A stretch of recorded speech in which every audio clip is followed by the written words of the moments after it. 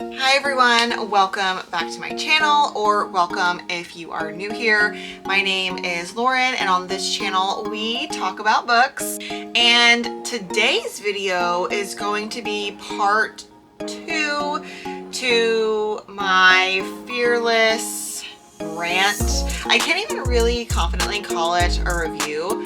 I'm basically just rambling about the book. If you have not seen part 1, which the thumbnail looks like this, please watch that one first. This is a continuum of that video, so I'm not gonna get too lengthy in this intro. It's pretty straightforward. This is part 2 to part 1 of the Fearless rant. I hope that you guys enjoyed part 1. If you're here, I assume that you did enjoy it, so make sure you give that video a big thumbs up, and if you like this video, don't forget to give this video a thumbs up. If you haven't already, please consider subscribing, and without further ado, let's just go ahead and get into it.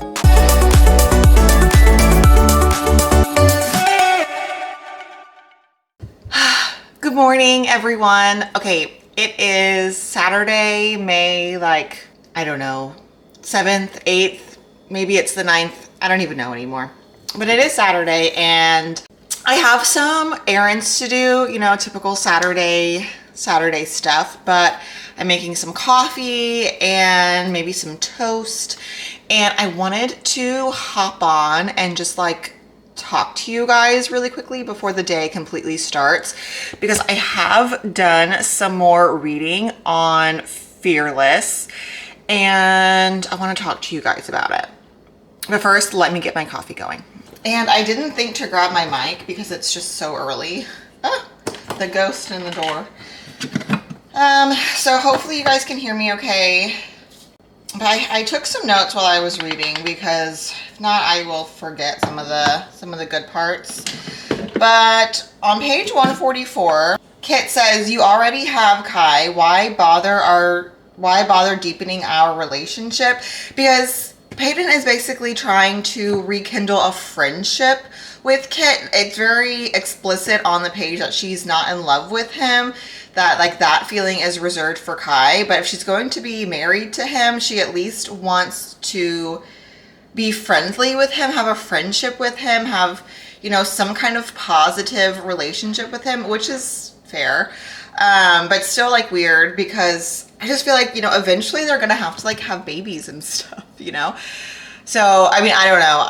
Who knows how that will go, but yeah, so he says, "You already have Kai, why bother deepening our relationship?"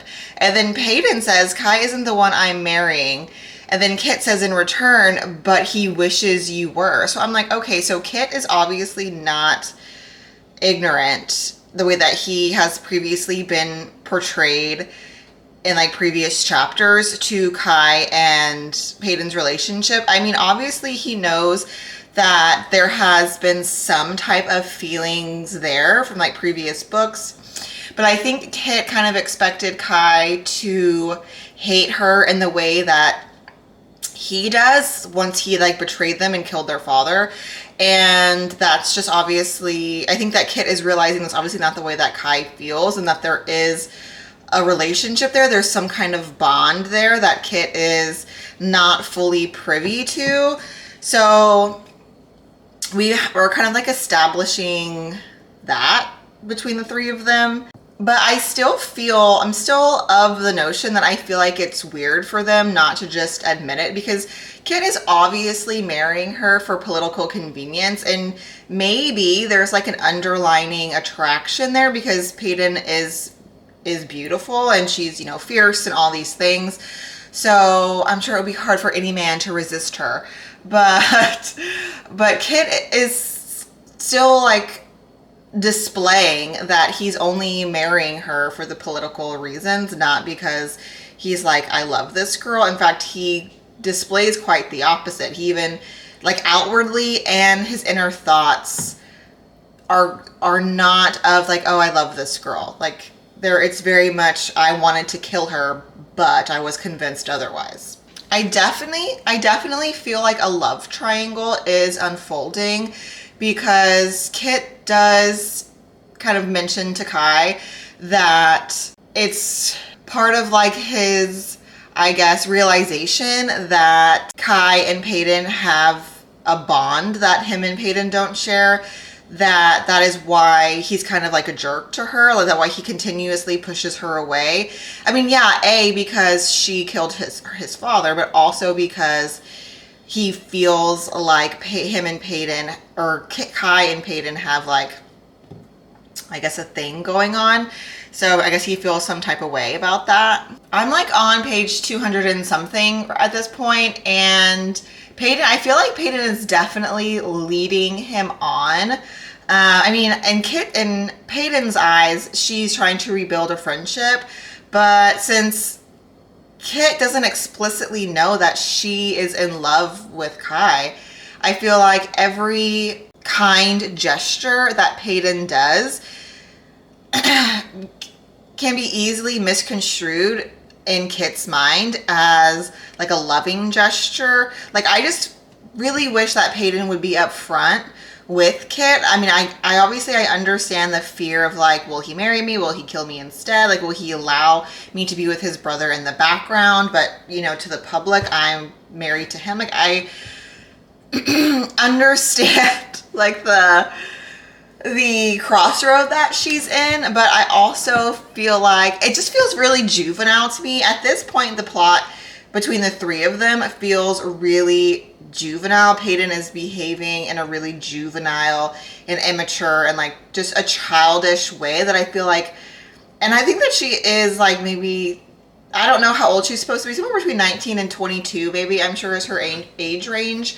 But I just feel like she is definitely handling this situation the way a young girl would, not a grown woman. And I guess, I mean, this is a YA book, so I mean, I have to take that into consideration as well.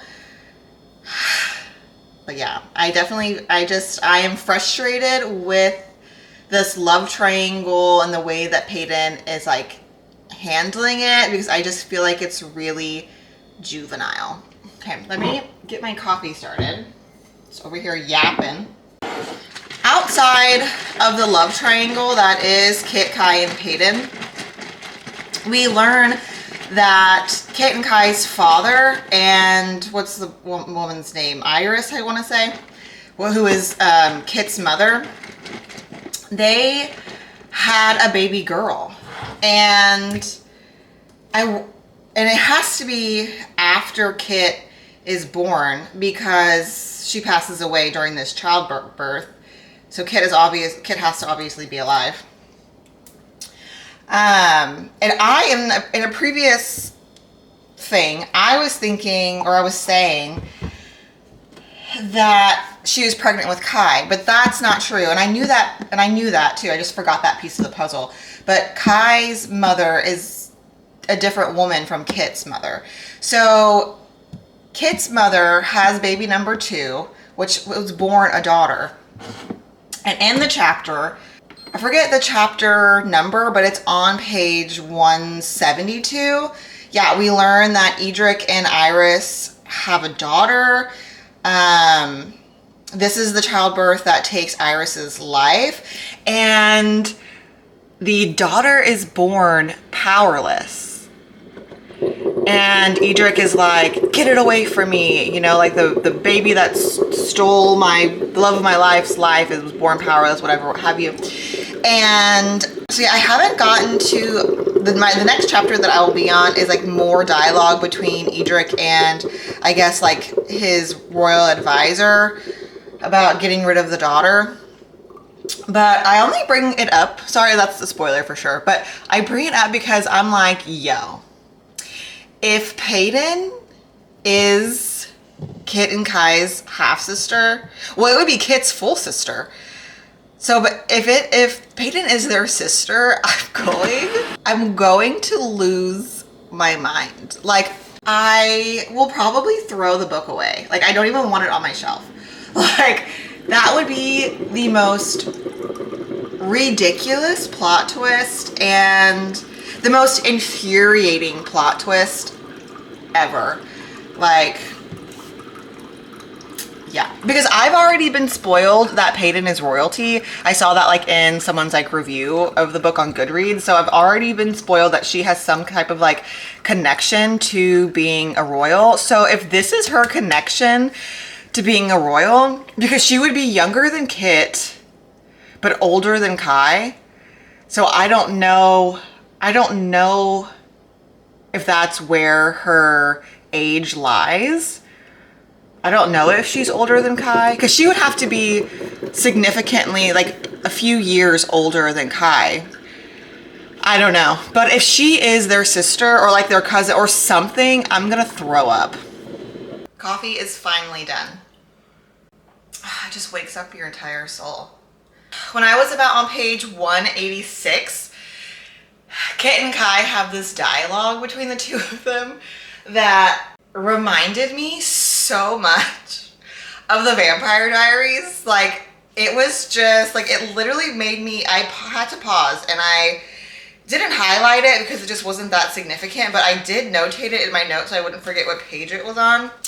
And if you watched the Vampire Diaries, you will be like, oh my gosh. Maybe you noticed it too if you're a Vampire Diaries fan. But when Damon and Stefan, like, I guess reconnect throughout the show, they call each other brother a lot, and they have like these little moments of like, that you can kind of see like a bond between them, and they're always, you and me, brother, you know? So, and I know that, I'm sure that other books and other shows utilize this type of dialogue as well, but reading it on the page, I just was like, is Lauren Roberts a Vampire Diaries fan? Because this feels like she took a page out of the Vampire Diaries script. And just one more thing that I noticed while reading last night is that we have mentioned now a couple of times between a span of like, I don't know, maybe 4 pages that Kit is coughing. I don't know if that's like a thing, but I feel like since we have mentioned it multiple times, maybe it's a thing. And also the author is constantly mentioning his ink-stained hands, and she's not referring to a tattoo. She's referring because he's writing so much and the ink is smearing on his hands. And so I wonder if that is a thing too. Like, we are obviously in a time period where we're like in horse and buggy.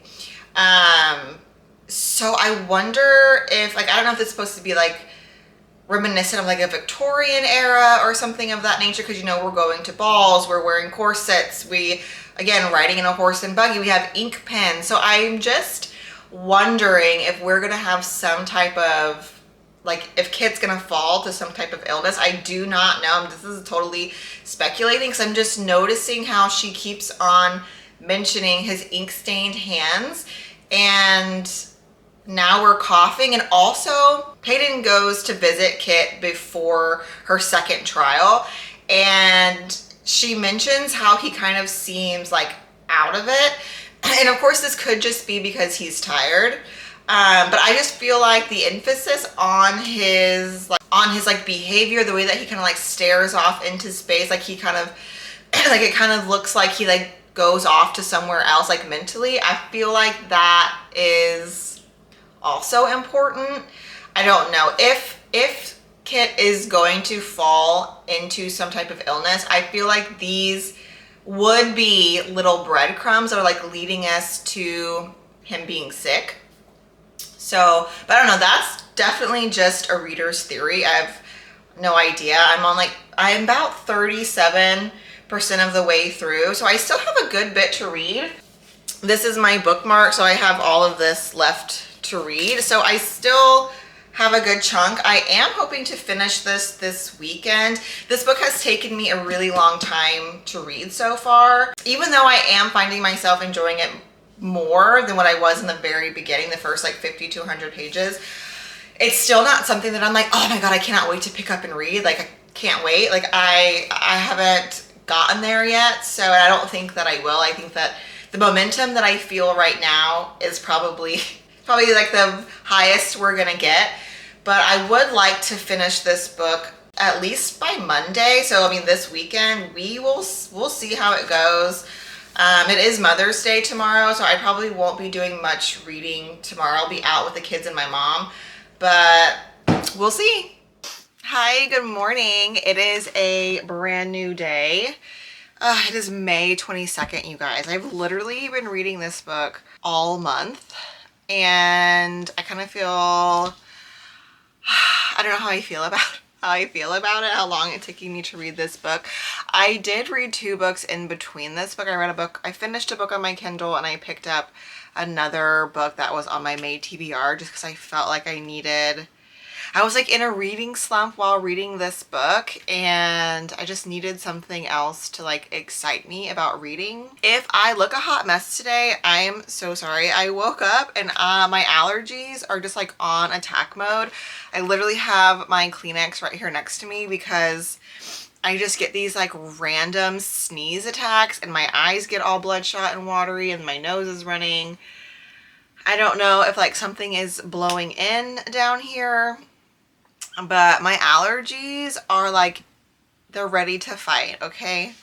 But I did do quite a bit of reading of this book the past like 2 or 3 days, maybe like 2 days. And I wanted to talk to you guys about it because I feel like the second half of the book for me, I guess because like we're getting down to like the juice, like it's obviously more entertaining. I just feel like there's so much happening like that doesn't need to be happening, but let me just go over what I already read. And I think that at the end of the book, I'll give like a full total like recap opinion. I think that's how we're going to do it. My brain is just like not even here today, but I want to talk about what I read because if not, I fear that I will like forget like my immediate emotions. You know how that goes. So I have read the revelation of the truth that is the relationship of Kai and the late king. So I feel like I've already kind of given spoilers in this video, so for that I apologize if you haven't read the book yet. But basically the king, this is a spoiler, so if you don't want to know, mute me or fast forward a few seconds, but the king is not Kai's father. Kai was already born when the Queen Kit's mother passed away, giving birth to Peyton. That's her mom. And so Peyton is the baby that they disposed of and put on this healer's doorstep. I am relieved of this revelation because now Kai and Peyton have no blood relation. So it's like, I figured that would be as much. I figured we would get some twist that disrelated Kai and Peyton, but it also completely disrelates Kit and Kai. Like they're not related at all because the king really isn't his father, and his mother already had him when he met the king, or when she met the king. It was like an arranged marriage, pretty much. So, and he was already born. So that is a relief. Like, okay, they're not related, but her and Kit are. They're half siblings because they share the same mother. So yeah, I have also gotten to the point where they are married now. Kit and Peyton are married. They've had the ceremony, and we are leading into ceremony 2 because they got married at the royal wedding, and now they're gonna go have a wedding at Lou, which is like where all the ordinaries and, you know, poor people live. And Kit gives Peyton a jewelry box that belonged to his mother, and while she's like in this jewelry box, she finds letters and like old rose petals and like little like love notes more so than letters, and she recognizes the handwriting. You guys, when I tell you I knew that Callum was a sneaky snake, I just, from the introduction of his character, I knew that this man was a sneaky snake. And let me tell you, he is a sneaky freaking snake. He's responsible for Peyton's father dying, being murdered. He was never a part, like, legitimately of the resistance. And he's always worked for the king. He was the king's spy. But also Iris's lover, so he's Peyton's dad. And I'm just like, and he hates the Ordinaries just as much. He feels the same way about Peyton as that the king did. That this basic Ordinary, this nothing, stole the love of my life from me because she died in childbirth. Like, that is so messed up. I definitely did not see Callum ending up being her father. I mean, I definitely was of the notion that he had like ulterior sneaky motives for sure. Like, I'm not surprised that he's actually like a villain in this story, but I am surprised that he's really her father. But I guess the author needed to change who Peyton's father was, or else she would be related to, well, not even, because Kai's not related to him either. So I don't know. I think that it's interesting that Callum is her father and not the king. Because even if the king was her father, she still wouldn't have any relationship or relations, like blood relations, to Kai, because the king isn't Kai's father and Iris isn't his mother. So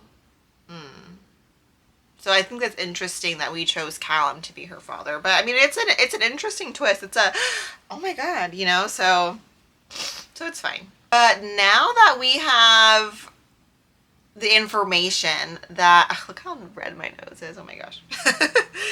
Now that we have the information that Kit and Peyton are half siblings, they've already had their first ceremony, on their way to the next ceremony over in Lute. I'm like, what are we gonna do about this union? Because, I mean, they're brother and sister. Like, they can't have kids together. And she doesn't love him, and I don't think Kit loves her. I think, oh, yeah. So we have discovered that Callum is also, like, not only is he a mind reader, but he's a controller, so he can, like, control your actions.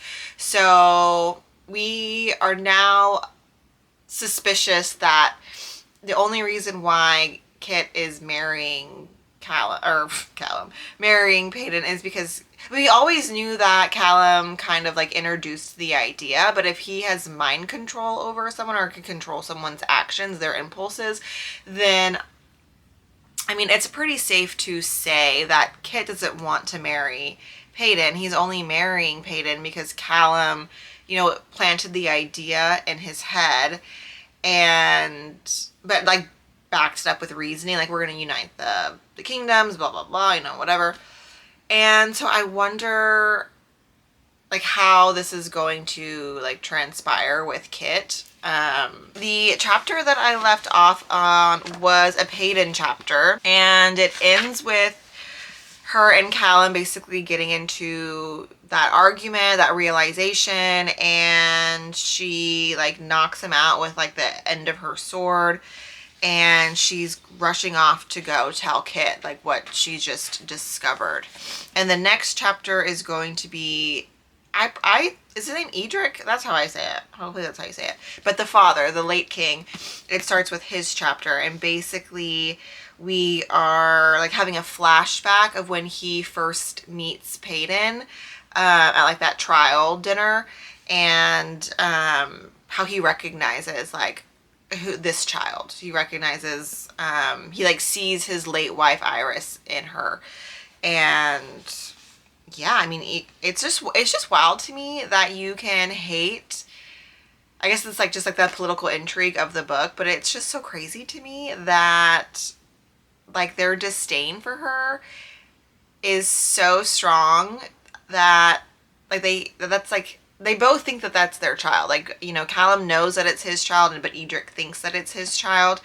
And yeah, it's just so wild to me that they hate her so much just because she doesn't possess any powers. Even Peyton asks in like their dialogue, like, why put me in this position? Why make me queen? Why, you know, if you hate me so much, why are you doing this? And his answer is kind of like lackluster. It's just basically, what does he say?